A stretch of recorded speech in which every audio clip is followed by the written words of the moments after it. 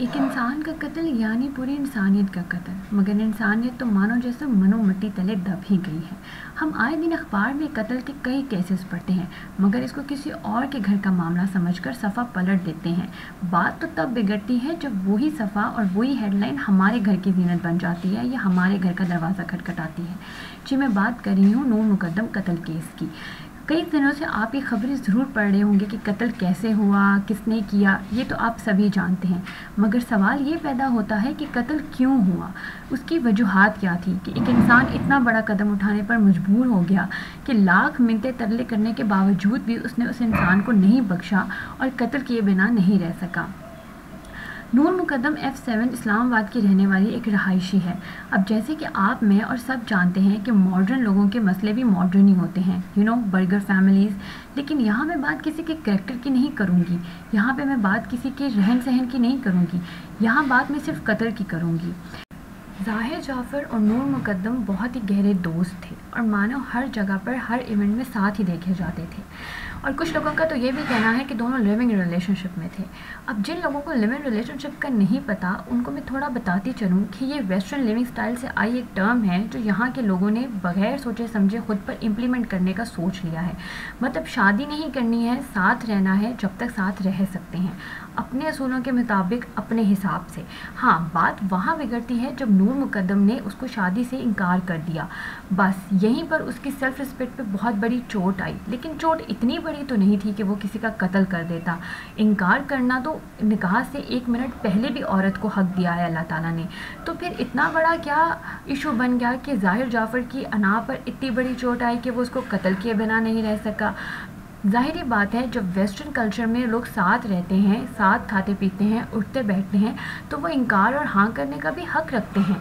लेकिन वहाँ के वेस्टर्न कल्चर में शायद लिविंग रिलेशनशिप का और ही मतलब है और हमने इसको किसी और ही तरह से ले लिया है। खैर, बात यहाँ बिगड़ी जब नूर मुकद्दम ने शादी से साफ इनकार कर दिया और ज़ाहिर जाफ़र को उसका इनकार बिल्कुल समझ में ना आया। बात फिर वही है कि मर्दों को ना का मतलब ना समझ में नहीं आता कि नो मीन्स नो होता है, नो मीन्स हाँ नहीं होता। वो ये क्यों समझते हैं कि लड़की की ना में उसकी हाँ छुपी है? किसने समझा दिया है उनको ये बात बचपन से ही कि लड़की अगर ना कह रही है तो इनडायरेक्टली वो हाँ कह रही है? नहीं, ना का मतलब ना ही होता है। लेकिन शायद ज़ाहिर जाफ़र को भी ये बात समझ में नहीं आई। वो अमीर माँ बाप की बिगड़ी औलाद तो सुना ही होगा आपने। उसका दिमाग कुछ ज़्यादा ही ख़राब था इस मामले में, या शायद कुछ ज़्यादा ही ओवर पोसेसिव था नूर मुकद्दम को लेके। लेकिन बात फिर भी वही आती है कि कत्ल करने तक के इक़दामात उसने कैसे उठा लिए, उसने इतना बड़ा कदम क्यों उठा लिया।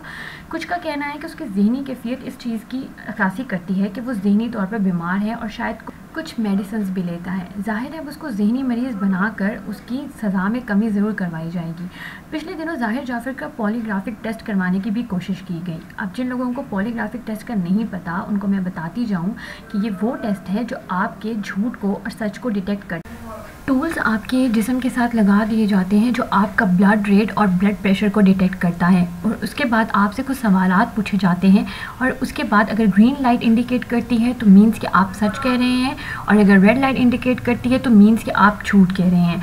इस टेस्ट को 87% केसेस में सही माना जाता है आउट ऑफ 100%। जी, तो अंग्रेज़ों ने इतनी तरक्की तो कर ही ली है कि वो इंसानों के झूठ और सच को डिटेक्ट कर सकें। नहीं तो हमारे जैसे माशरे में तो लोग यही कहते थे कि हाँ, अल्लाह ही जानता है कि अब ये सच कह रहा है, ये झूठ कह रहा है। लेकिन अब मैं और आप भी जानते हैं कि कौन सा बंदा सच कह रहा है और कौन झूठ कह रहा है। जी, तो ज़ाहिर जाफ़र को जब पॉलीग्राफिक टेस्ट के लिए ले जाया गया तो उसने फेंट होने का ड्रामा रचाया और उसने ये शो करवाया कि वो तो फेंट हो गया है, बेहोश हो गया है। इसके बाद ये हुआ कि पॉलीग्राफिक टेस्ट को कैंसिल कर दिया गया और नेक्स्ट डे के ऊपर डाल दिया गया। खैर, अब आगे की कहानी में हमें ये देखना चाहिए कि क्या इस माशरे में और इस कानून के मुताबिक उसको सज़ा दी जाएगी, क्या वो वाकई ही फांसी पे चढ़ जाएगा? वरना कत्ल के केसेस तो इस तरह नहीं रुकने वाले। जब हम इस्लाम की सज़ाओं को नहीं करवाएंगे तब तक यही होता रहेगा इस माशरे में। ज़ाहिर बात है, वेस्टर्न कल्चर को फॉलो करेंगे तो कुछ ना कुछ छींटे तो अपने माशरे पर भी आएंगी। हमें आए दिन ये कत्ल की और रेप के वाक़यात और किस्से सुनने को क्यों मिल रहे हैं? हमारे माशरे में ऐसा क्यों हो रहा है? ये बहुत बड़ा सवाल मैं छोड़ कर जा रही हूँ आपके लिए, माशरे के लिए और मेरे लिए। बैठ के सोचिएगा ज़रूर।